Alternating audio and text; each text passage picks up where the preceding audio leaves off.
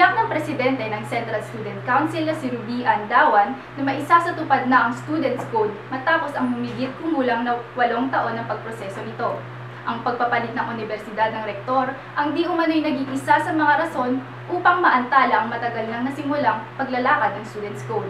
Ayon kay Dawan, patakaran ng universidad na magpasa ng panibagong kopya ng nasabing batas sa tuwing magpapalit ng administrasyon para sa komentaryo ng mga opisyal na nakatalaga upang suriin ito. Idinagdag pa ni Dawan na ang bagong Students' Code na kanilang isusumite ay naaayon sa suhestyon ng kasalukuyang rektor na si Father Hermino Dagohoy na ihalay ito sa mga probisyon ng universidad.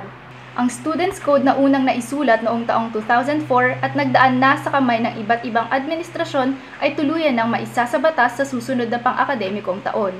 Samantala, isinulong ng Pax Romana Central Coordinating Council ang paghubog ng Tomasinong konsepto ng kapayapaan sa pamamagitan ng kauna-unahang Tomasian Peace Conference. Ang proyektong ito ay naglalayon na magbahagi ng kaalaman na siyang magdidikta kung ano ang gagampanan ng mga Tomasino bilang tagapagtaguyod ng kapayapaan. Ayon sa presidente ng Pax Romana Central Coordinating Council na si Abraham Gabriel San Juan, ang kapayapaan na isinusulong ng kanilang organisasyon ay nasa konsepto ng Kristyanismo. Nabanggit din ni San Juan na nasimulan na nila noong taong 2011 ang pagpapalaganap ng kanilang advokasya para sa kapayapaan sa pamamagitan ng paglunsad ng isang peace camp.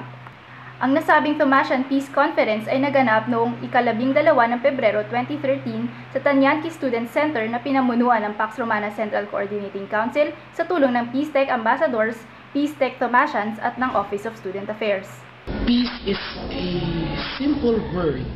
It's so complex in nature that you have to go deep within yourself. It must start from within.